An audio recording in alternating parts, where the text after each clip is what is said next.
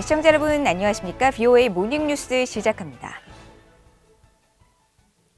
미국과 한국 두 나라의 외교장관이 전화통화를 하면서 미한동맹과 대북 협력 방안을 비롯한 한반도 문제를 논의했습니다. 특히 인도주의적 계획 모색에 합의했다고 국무부가 밝혔는데 앞서 미국 국무부 고위당국자는 미국의 대화 제의에 대한 북한의 호응을 거듭 촉구하면서 인도적 지원에 대한 북한의 긍정적 반응이 필요하다는 점을 강조했습니다. 첫 소식 함지하 기자가 보도합니다. 토니 블링컨 국무장관과 정용 한국 외교부 장관이 전화통화를 갖고 북한에서의 최근 진전에 대해 논의했다고 미국 국무부가 밝혔습니다.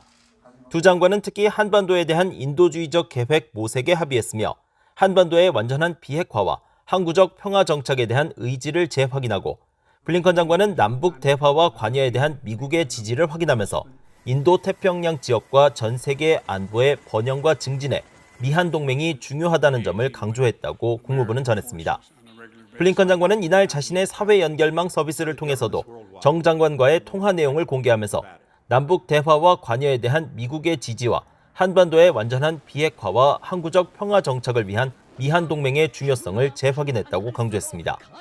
한국 외교부도 두 장관의 전화회담 소식을 전하면서 양측이 인도주의 협력 등 북한과의 협력 방안에 대해 구체적인 합의를 진행했으며 대북 관여를 위해 지속적으로 협력해 나가기로 했다고 밝혔습니다. 그러면서 양측이 앞으로도 미한동맹 발전과 한반도 문제 진전을 위한 전략적 소통을 계속해 나가기로 했다고 전했습니다.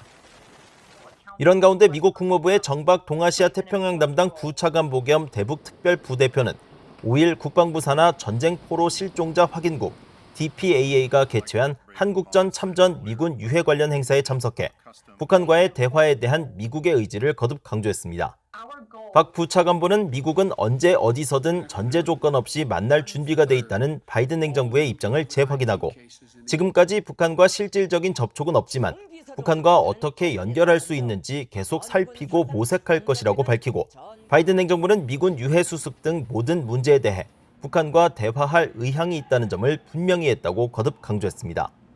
그러면서 미국은 중요한 대북 인도 지원 제공에 초점을 맞춘 국제적 노력을 계속 지지하고 있고 북한이 이를 수용하기를 기대하고 있지만 오히려 북한이 미국과 국제사회의 인도적 지원 제공 노력을 어렵게 하고 있다고 지적했습니다.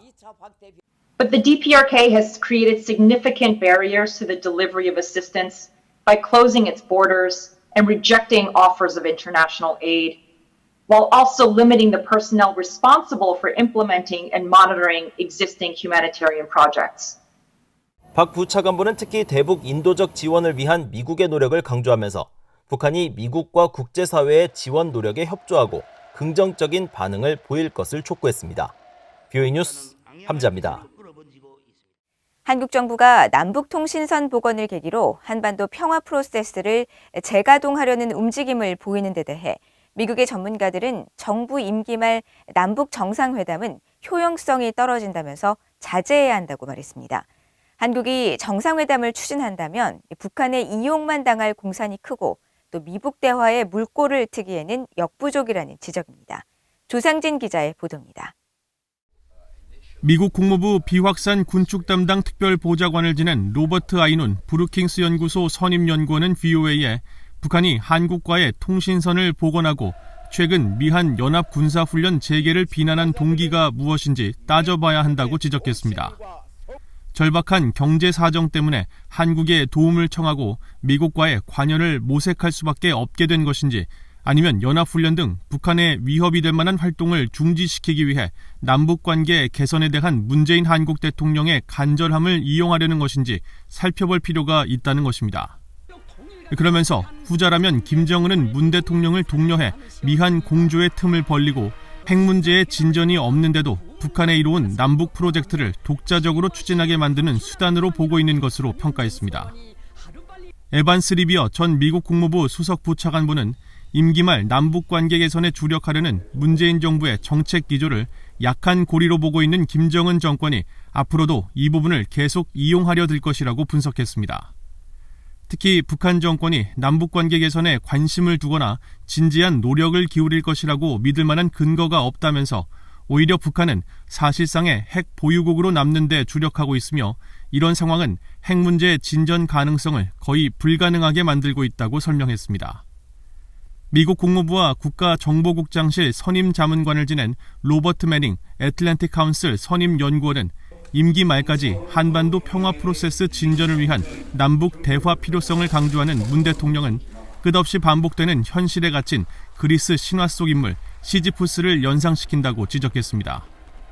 매닝 연구원은 미국의 전임 대통령인 도널드 트럼프 대통령은 2번, 문 대통령은 3번 김정은과 정상회담을 했다면서 앞선 정상회담의 실패를 통해 비용은 거의 들이지 않고 자신들이 무엇을 얻어낼 수 있는지를 확인하려는 김정은의 게임에 불과하다는 교훈을 얻었어야 했다고 비판했습니다.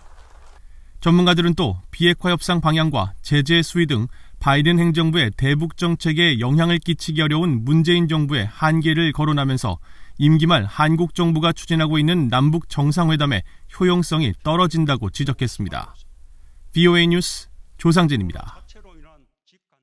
북한이 지난해 12월부터 영변 실험용 핵시설을 여러 차례 가동한 정황이 포착됐다는 내용의 유엔 안보리 대북제재위원회 전문가 패널 보고서가 다음 달에 공개될 것이라고 일본 언론이 보도했습니다. 일본 니케이 신문은 6일 이 같은 내용이 담긴 대북제재위 전문가 패널 보고서 초안을 입수했다면서 이 초안은 안보리 이사국의 토론과 수정을 거쳐 다음 달에 발표될 예정이라고 보도했습니다. 니케이 보도에 따르면 보고서 초안에는 지난해 12월부터 올해 2월 사이 촬영한 위성사진과 적외선 사진 등을 근거로 영변 핵시설에서 여러 차례 시험이 실시된 것으로 보이며 경수로 외부 공사와 기자재 설치 과정도 진행 중인 것으로 보인다는 내용이 포함됐습니다. 초안에는 또 지난 2월부터 5월까지 최소 41차례에 걸쳐 북한 석탄 약 36만 5천 톤이 중국 저장성 닝보 저우선 지역으로 수출됐으며 북한이 유엔 대북제재 감시를 피해 석탄 수출 등을 지속하고 있는 실태가 지적됐다고 니케이 신문은 전했습니다. 미국의 조 바이든 행정부가 북한의 점진적 비핵화에 상응해 부분적 제재 완화를 추진할 가능성이 있는 것으로 미국 의회 조사국이 전망했습니다. 하지만 미국 의회가 통과시킨 관련 법들로 인해 의회의 지지 없이는 점진적 제재 해제가 힘들 것이라고 지적했습니다. 조은정 기자가 보도합니다.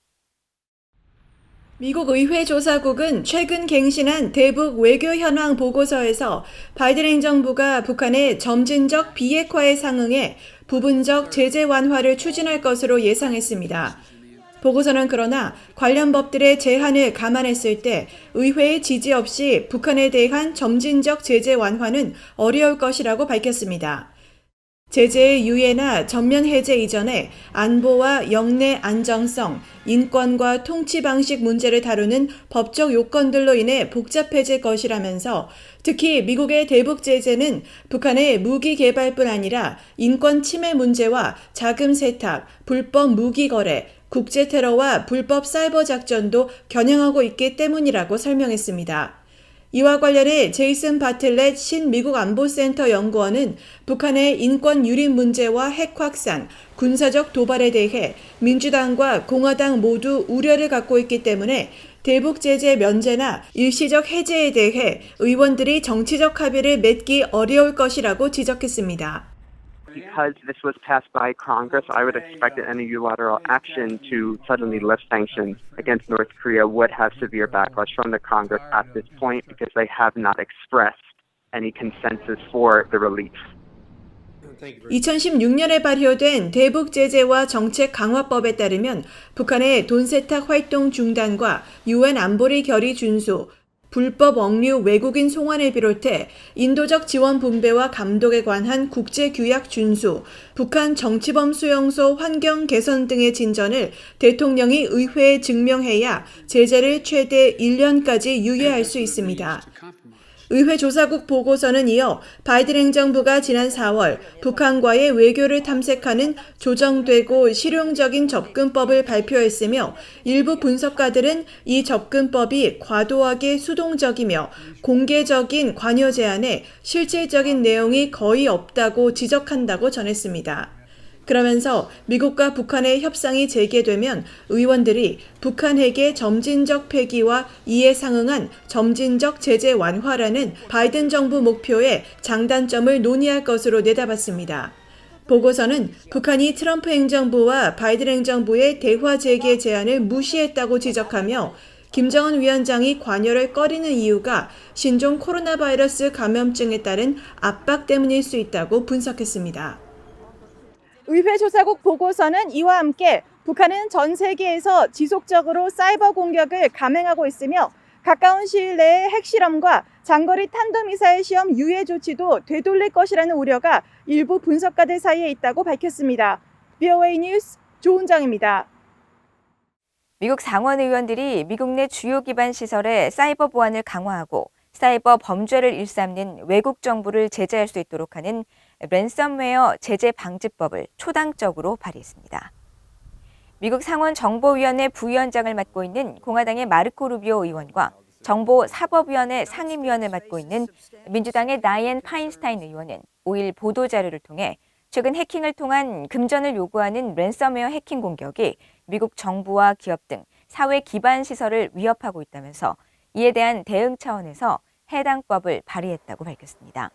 해당 법안에는 주요 기반 시설에 대한 사이버 보안 표준을 개발하고 해킹 조직들이 해킹 해제를 대가로 요구하는 암호화폐에 대한 규제를 강화하며 국무부와 정보기관이 해킹 조직을 후원하는 것으로 지목한 모든 국가를 랜섬웨어 국가 후원자로 지정해 제재할 수 있도록 하는 내용이 담겼습니다. 국제사이버보안업체 그룹 IB는 지난 3월 보고서를 통해 지난 2년간 전 세계적으로 랜섬웨어로 인한 피해 금액이 10억 달러를 넘으며 북한 해킹 조직 라자루스가 역대 최악의 랜섬웨어 피해 사건으로 기록된 2017년 워너크라이 공격을 일으키는 등 주요 배후로 활동하고 있다고 지적했습니다. 안토니오 구테르스 유엔 사무총장이 핵 보유국의 핵 위협 증가와 또 군비 경쟁의 우려를 표명하고 핵 없는 세상을 위한 핵 군축 조치에 나설 것을 촉구했습니다.